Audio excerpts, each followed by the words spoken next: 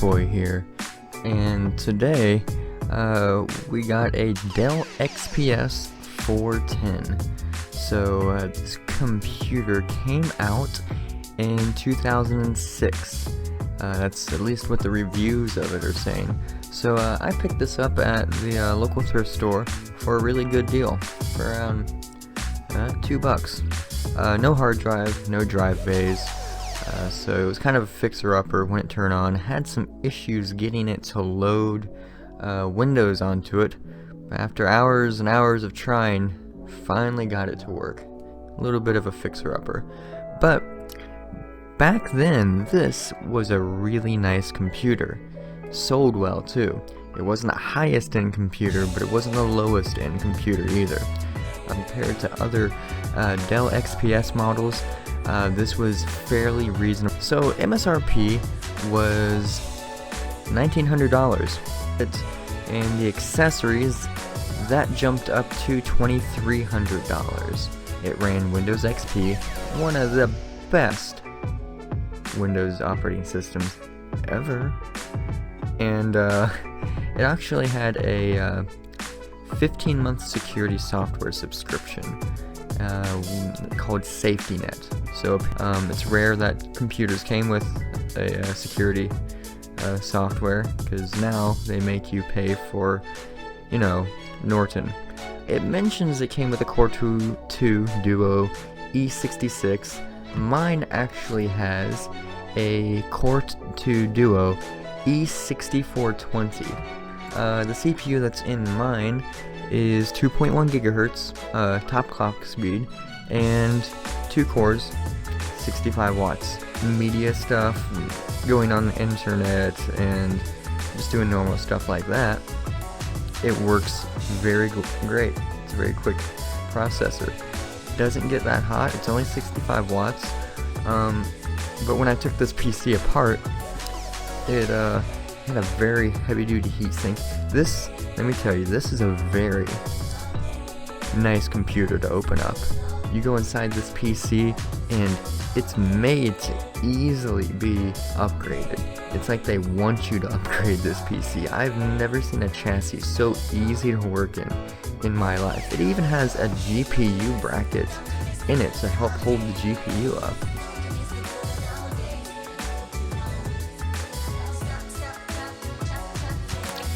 Alright, so I got this Dell monitor here, I think from about 2007. I don't have the model number in front of me, but this was one of Dell's higher end models. And rises up pretty high and lowers. It's one of those really nice Dell monitors. And then if you push it further, it clicks into place and just stays there. It also tilts too, like that. But I don't have enough cord to tilt it all the way. Alright, so we're gonna load up Need for Speed Underground 2 here to see how it does playing some older video games. So this is a pretty good test for any older PC. The Dell XPS 410 had a NVIDIA GeForce 7900 GS in it. Not super crazy graphics card, but pretty decent for a pre-built system. So we're gonna go with medium settings here, because I already tried high settings and it was like a frame a second. We'll go ahead and show that in a little bit. So yeah, it does pretty good. It was very smooth at these settings. So we're gonna go ahead and try out the Nissan here.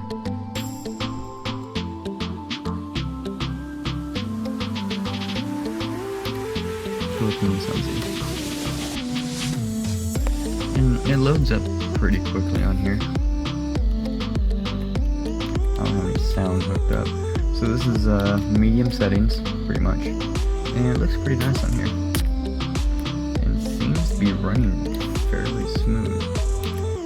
Now with the settings turned up and all that stuff, it could look way better.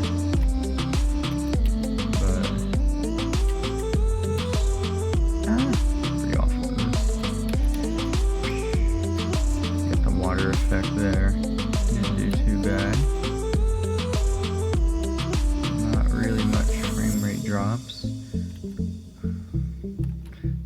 much the right resolution for this monitor too.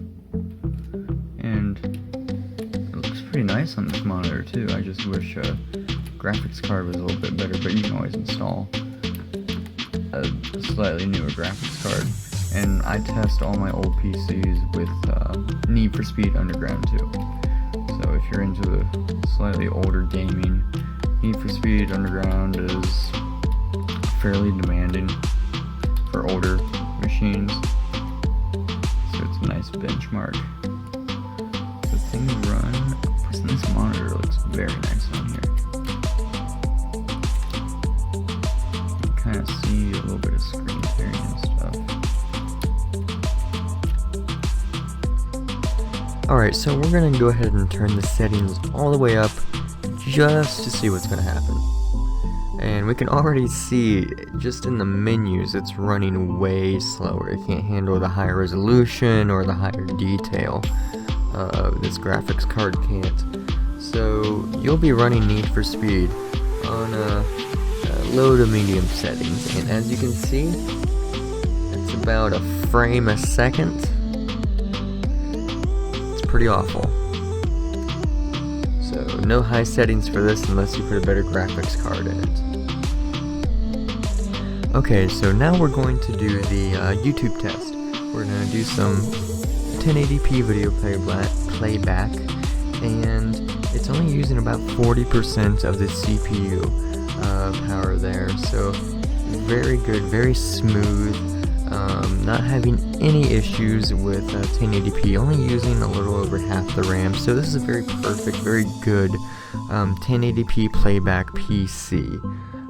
So now we're going to turn it up to 4K and see how it handles 4K playback.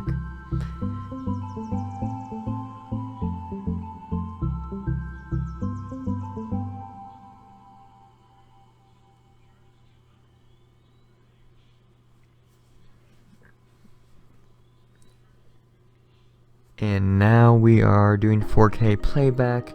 CPU usage is at 100%, the RAM usage went up, and it's having some issues loading that home video there. It's not smooth at all, and it will barely play the video. So, we can clearly see this is not good or practical at 4K at all, but 1080p is usually fine. That's what most people watch videos at anyway, so.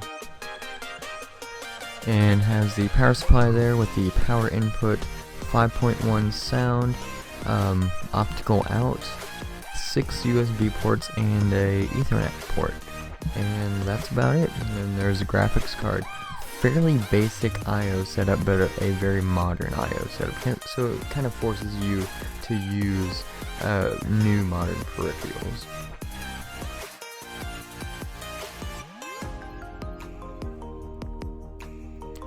Alright, so now we're going to do the Cinebench test, and this video is sped up a lot because this took forever, especially for those 2 cores. CPU doesn't really get that hot at all. We'll look at the results in a minute, but yeah, this is just the Cinebench test. You can see the temperature go up on the 80 to 64 graph right there, but it doesn't really reach that high of a temperature, and this would take a long time to finish that Cinebench score. Alright, so here we have the temperature results. 122 degrees on core 1. That was the maximum temperature. So not really that hot. This is in Fahrenheit though. So yeah, it doesn't really get that hot. And the cooler inside this computer is made for a much more powerful CPU, so it's very upgradable. So pretty good performance with that. So some final words about the Dell XPS 410 is it's a very nice, very high quality PC that you can find a good deal on. You can find them around probably $20 to $50. they're still worth the money. They won't do any 4K playback, but just normal stuff on the internet, 1080p YouTube, Netflix and stuff like that works very good for it. And it's very upgradable. If you get the right CPU to put in it, that's going to work with that BIOS, you can make this a very powerful computer. You need almost no screwdriver. You don't need a screwdriver to work on this. It's amazing. The latch pops it open, the drive bays slide in and out. It's easy to change parts out. The heatsink is very easy to take off and put back on to change out CPUs. It's one of the easiest PCs I have ever worked on. It's very nice. The BIOS is very nice as well. All the settings that it has. This PC has a lot going for it. It was very nice back in the day. It's amazing how you can find something that was over $1,000 10 years ago, and now you can find it for just a few dollars at a secondhand shop and get it working, and you have a very nice working PC. So I'm gonna read the final thoughts from PC Magazine and see what they thought about this PC. And I quote, "The Dell XPS 410's powerful processor, data safety net, and class-leading graphics win our Editor's Choice Award for high-end mainstream multimedia systems.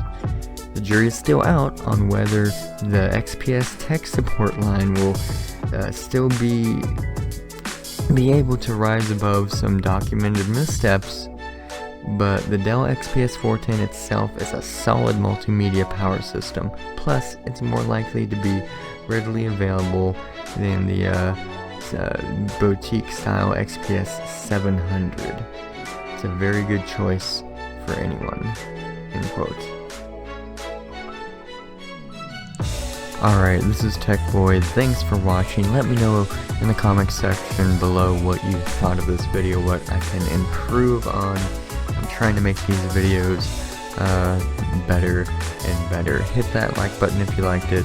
If you didn't like it, you know what to do with that one. And yeah, thanks for watching.